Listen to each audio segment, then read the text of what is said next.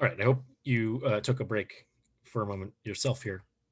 If you haven't, feel free to pause and try to digest some of what's been going on so far. All right, so jumping back in. Thompson's view basically is that some people have these natural rights, and when it comes to having a right to life, ultimately, it's not always the case that simply having a right to life gives one a right to use another person's body, even if one needs that thing, the body, in order to satisfy, or to continue one's own life. Simply having a right to life does not thereby give you a right to all of the things that you need for your life to continue. This gives us what we might think of as a distinction between what we can call perfect and imperfect duties. A perfect duty is the kind of duty or right that you have all the time. So think of it, it's helpful, at least it's sort of, first of all, to explain when persons, so rights and duties or obligations are are related to one another. If a person has a right against you, then you have an obligation towards them or a duty towards them.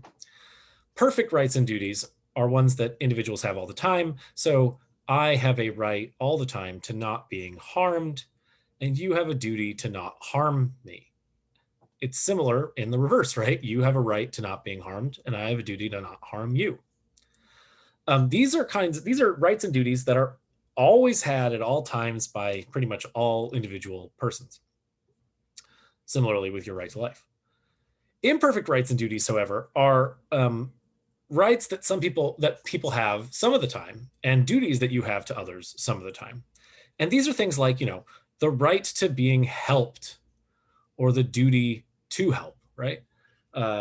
Old ladies, while crossing the street with bags of groceries, it seems, sometimes have the right to be helped across the street. Similarly, you sometimes have the duty to help them. I don't know, just think about people, like when it comes to really simple situations in which it's really easy for you to help them without it costing you very much. It seems like in that case, that person has, in a sense, a right. It would be improper in some sense for you to not help them, and you don't want to be a dick or an asshole about it. Right. So in some cases, it seems like people do have rights to being helped, or you have a duty to help them. But it's not something that you have to do all the time, right? It's not like, anytime you see someone in need of help, you have to help them, especially if, you need help or you are in a rush or something. Now, many often will identify, and Thompson in particular does this, perfect rights and duties with what are called negative rights and duties. Perfect rights and duties or negative rights and duties are the kinds of duties and rights that you have that tell you what can't be done. So let's take an example here that maybe will help. She gives this example in the paper. Suppose you have a box of chocolates and you give them to two boys. Well, if you give the box to two people, then in a sense, each has a right to half of the box, right? That is, each has a duty to not take more than half of the chocolates.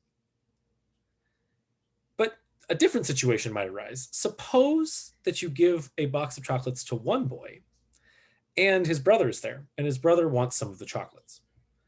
Well, the owner of the box, in a sense, has some kind of obligation or duty to share with his brother, right? It would be absurd if you gave him a giant box of chocolates for him to be like, no, these are all mine, right? I'm not going to give you any. But so in a sense, it would be good of him. He has some sort of imperfect duty to share, to help, to give. But it's not the case that the brother has a right to half of the chocolates. It's not the case that the brother that the guy that is given the chocolates has a duty to not take more than half. He can take more than half. He can give his brother just a few, and that would count as sharing. So in the case, one boy has the right to the chocolates, and the other has an imperfect right to be shared with, but doesn't have. But it's a very different kind of situation here. We wouldn't fault the one brother for eating more of the chocolates than than the one that is being shared with. In this case, Thompson wants to say something like, allowing a fetus to take up residence is doing something that's positive for the fetus. And so it's kind of along the lines of like helping it out. It's more in line with this idea of an imperfect duty or right than with a perfect duty or right. Positive moral rights and duties are imperfect. They do not have to be done all the time. Negative rights and duties are the things that are closer to imperfect. They're the things that you have against people to not doing them all the time, right? So your right to life is such that you have the right to not being killed by other people all the time. And then the duty that comes with that, you have the duty to not kill other people all the time. So it is a perfect right and duty. Now, allowing for an unplanned fetus in this case to use your body is to treat it well, on Thompson's view, but not doing so is to treat one's negative right to their own body with more weight than the positive but imperfect right that the fetus has to being helped along in its existence.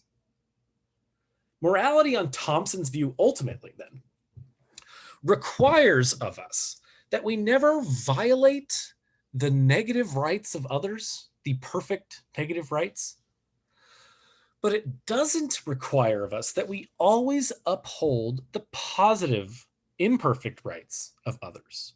That is, basically, we have negative, perfect duties to not do certain things to individuals, and morality requires that we not do those things, like not killing other individuals, not harming them. However, it doesn't require of us to uphold certain positive, imperfect things that require us to help other individuals. And particularly in cases in which there are trade-offs, right? In order, trade-offs in which, I have a right to my own body, and that ultimately to be autonomous. I have a right to do what I wish with my body, and being plugged into a violinist, that infringes on my ability to do what I want with my body. And so in a sense, in that case, the violinist's right to being helped, right? To being helped in this case to continue to live infringes on my right to not being stopped from doing what I want. And so in this case, it seems like there's a kind of trade-off between these rights, and the positive, imperfect right of the violinist is, in conflict with the perfect and negative right that I have against individuals to not being infringed upon when it comes to my autonomy. And this is basically Thompson's idea, is that when these things come into conflict, we have to weigh them. And sometimes, and in fact, a lot of the time, morality just does not require that negative perfect rights ever be sort of trumped by positive rights to helping others.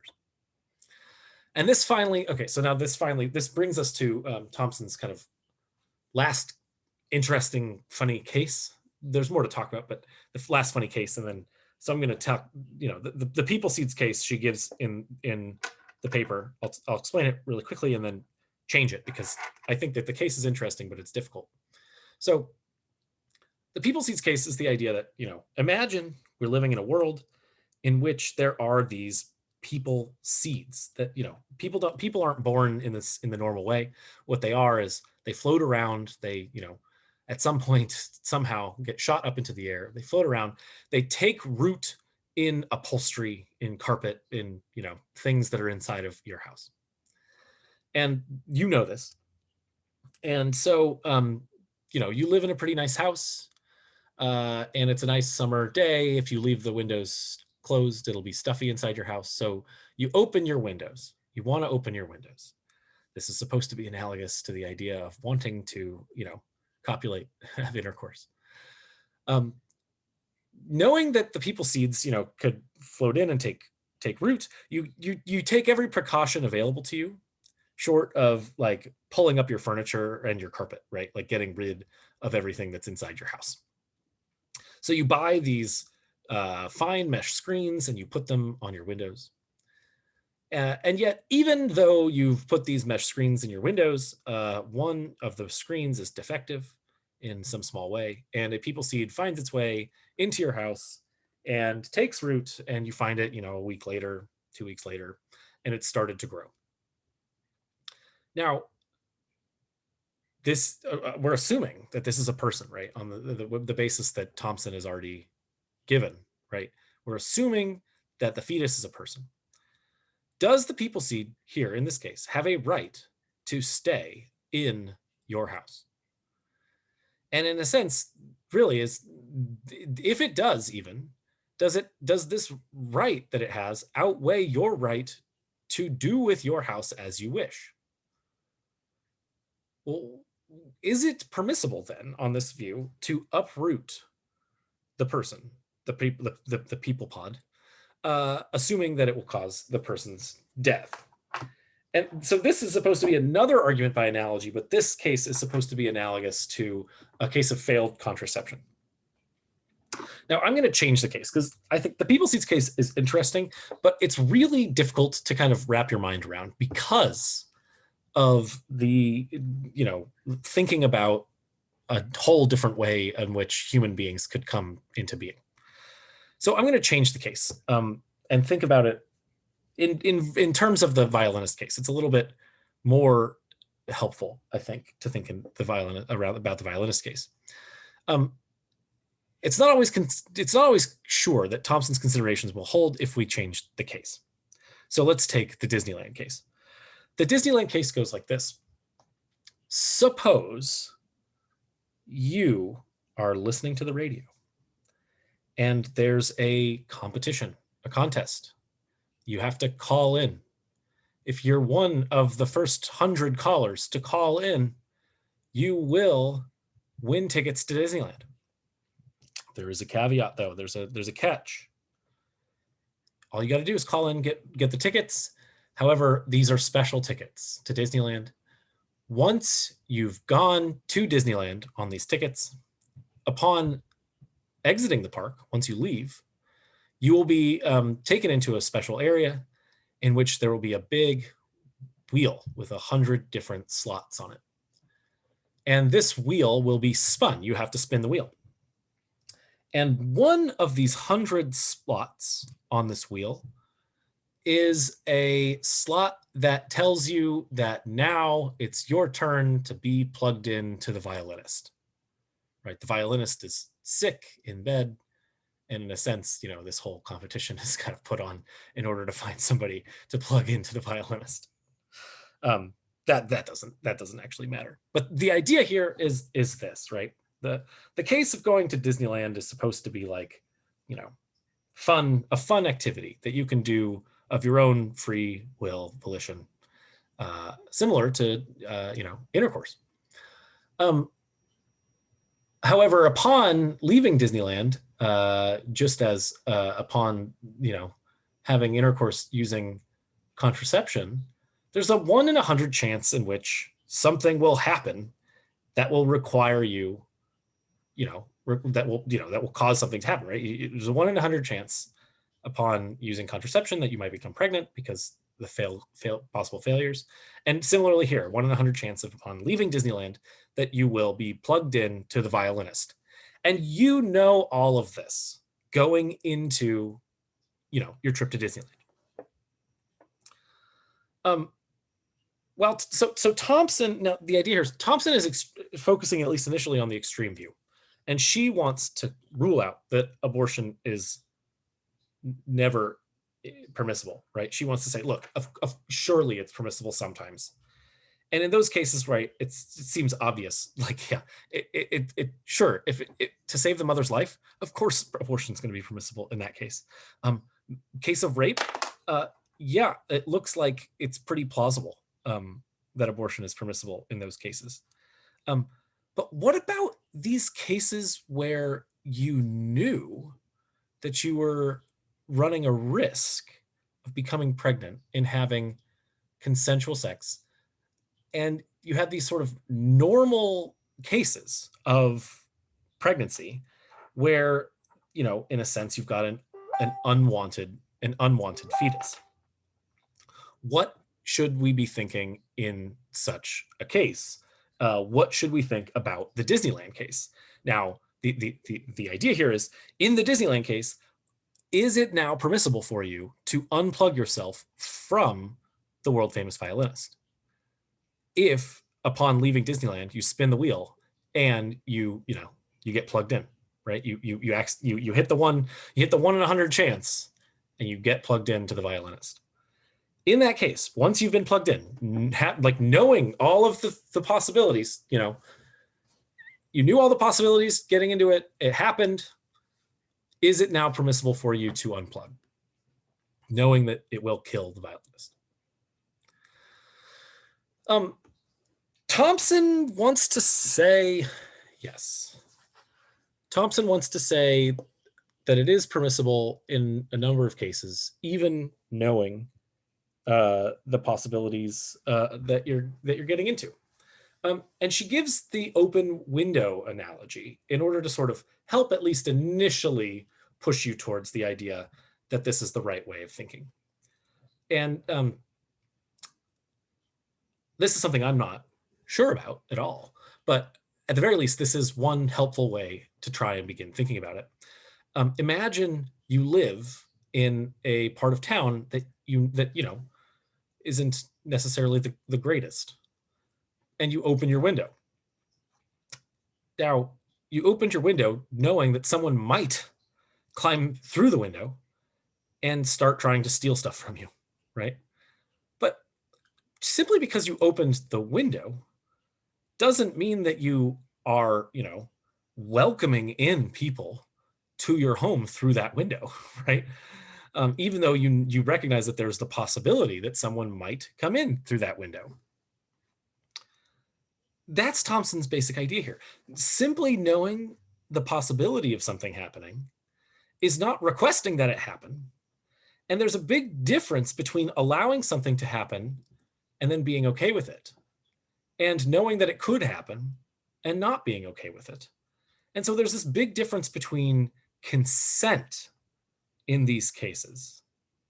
And ultimately, that's kind of Thompson's whole idea, is that Thompson thinks that even upon knowing that certain kinds of things that could possibly happen, like you could get pregnant from having unprotected sex, or even in cases in which you're, using contraception and it simply fails, there's a big difference between accepting that one has an obligation and recognizing that obligation and wanting that obligation to an individual than there is to, it happening and one not wanting it. So often the idea here is, once something that unwanted has occurred, it is permissible to change the situation if one has the power to do so. And Thompson's thought is, that's what's going on here in cases of unwanted pregnancy. In a case of unwanted pregnancy where abortion is a viable option, it is possible for someone to change the situation in which they have this power to be able to do so. And it's not unless you take on this kind of special obligation to the fetus, or to, the violinist in this case, that one then actually has to be obligated to, allow it to use their body. That's Thompson's basic idea. And this brings us to her thinking about the case of Kitty Genovese and kind of the sort of final set of things that are worth thinking about in this case. So the case of Kitty Genovese, I think actually nowadays, I think this whole situation has kind of been debunked at this point, but it is, it's a good example and it's useful for our purposes.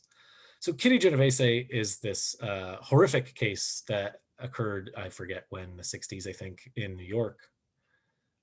This woman coming home late at night is attacked behind her apartment building and ultimately murdered.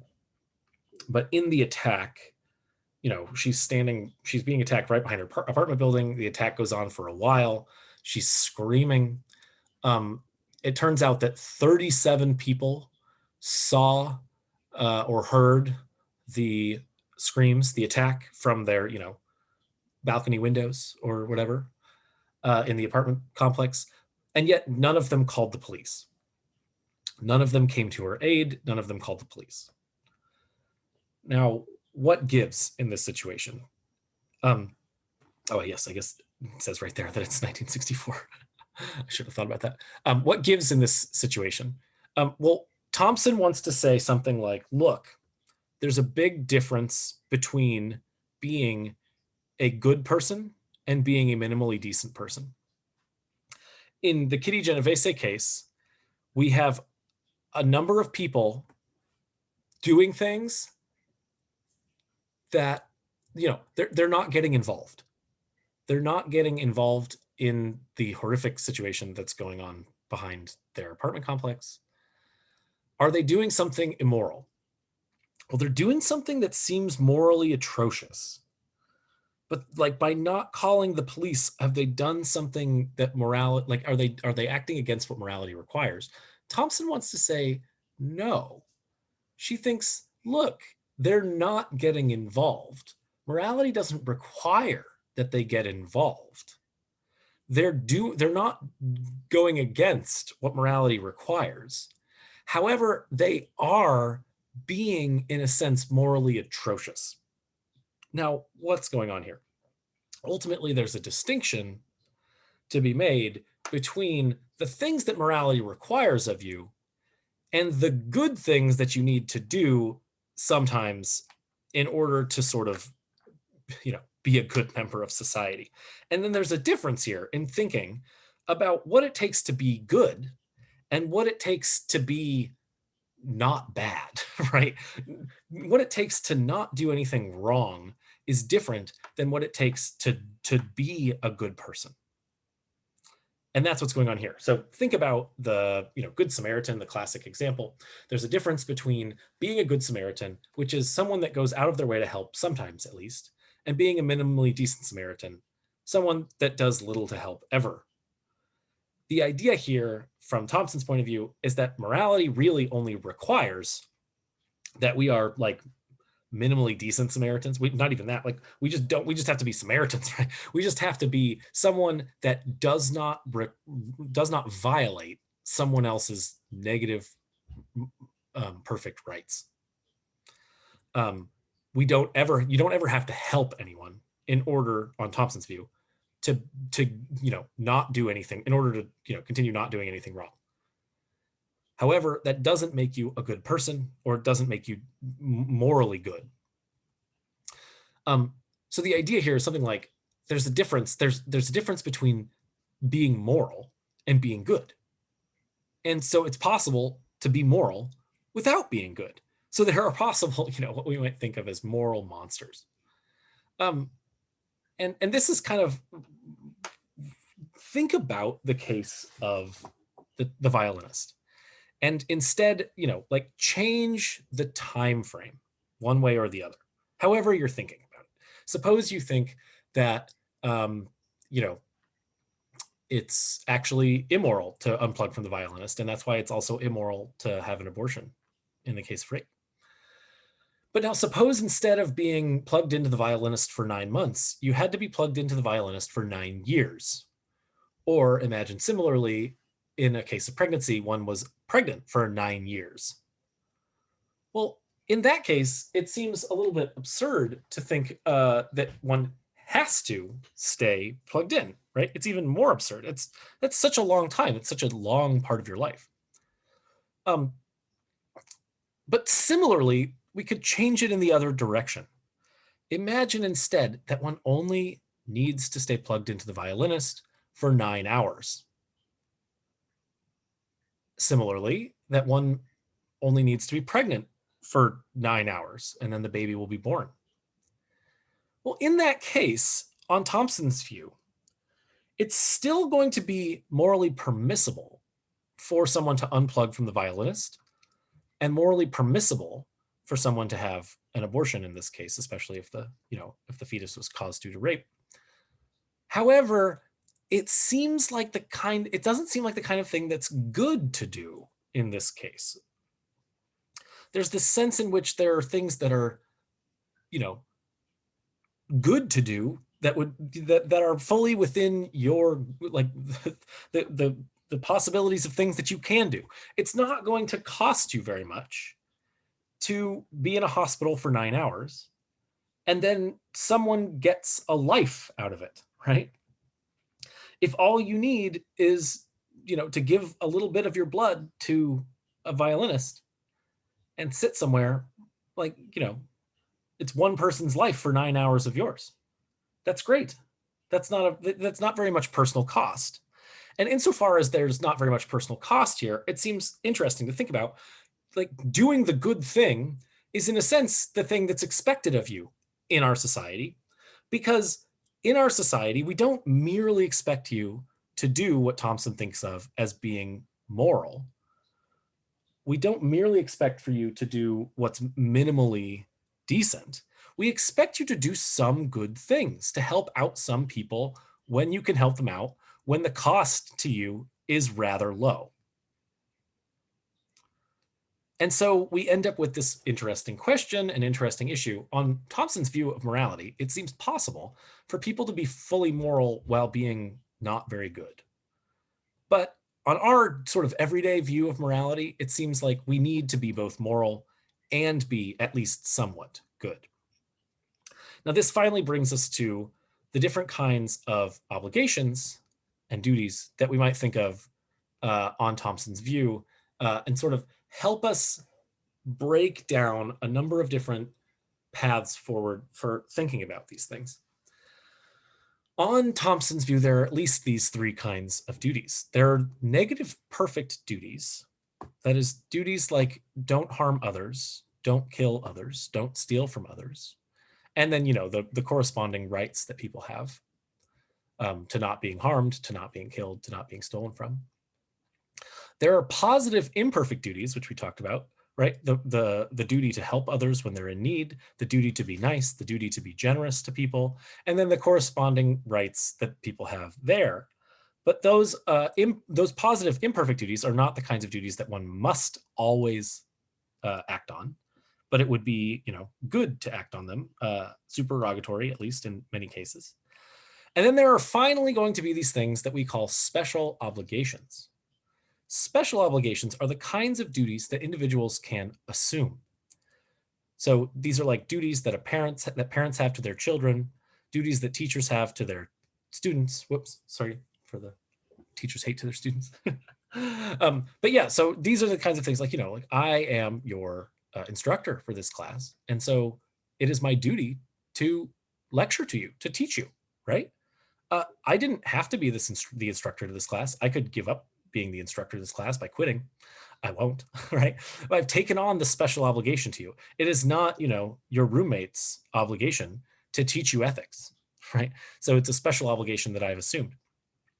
Thompson thinks basically that in order for someone to have a particular, what we might think of as positive duty to other individuals, right? So like the duty to teach, the duty to raise, the duty to feed, right? Someone has to take on a particular special obligation. The thought here being, like once the child is born, if you're going to accept the child as your own, you then have taken on a special obligation to raise the child, right? You don't have to raise the child. You can always give the child up for adoption as soon as it's born. But once you take the child home, it's yours, right? And we think it's wrong of you to not feed and care for the child. Those are things that are positive duties of yours as a parent, right? But only under the guise that you've accepted those special obligations. Thompson thinks that accepting those special obligations starts when it comes to, pregnancy, starts as soon as you find out that you're pregnant, in a sense. Once you find out that you're pregnant, you can either accept a special obligation to the fetus, or you can reject taking on that special obligation. If you reject taking on that special obligation, you have no further duties to the fetus. And insofar as the fetus's rights to life are infringing on your rights to autonomy, she thinks at that point, morally speaking, it is permissible to have an abortion. Now, of course, just to bring this back up, it is not necessarily the good thing to do in this case, right? And that's the distinction here, the big sort of change, the big distinction for Thompson. There is a difference between what is morally required of you and what it is good to do. And insofar as you recognize that having an abortion from Thompson's point of view is morally acceptable, is morally permissible in many cases, in most cases, because of this case where, we've got rights and duties that are infringing on each other. And because she thinks that there is a difference between what it is that morality requires of you, and then what it is that, in a sense, would be morally good to do, where morally good to do means at least minimally going above and beyond what it is that's required of you. So again, Thompson's view, abortions are going to be permissible in some cases, particularly when a woman's life is on the line, right? There's trade-offs between two rights to life. Obviously, the woman has the right to her own body, and so she can take ownership of that and ask someone to, help her keep her own jacket. In a case of pregnancy due to rape, there's no special obligation that's been assumed, and so no positive duty that's been created for, towards the fetus. And then again, in a case of accidental pregnancy with contraception, even maybe without contraception, there has been no special obligation that has been assumed by the woman.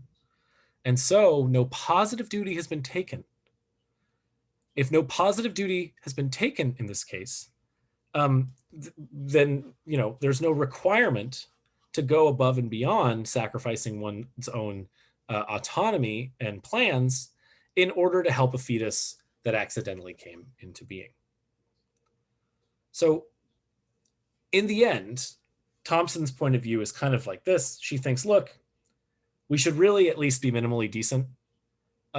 There's more to being, there's more to being a good person than being moral.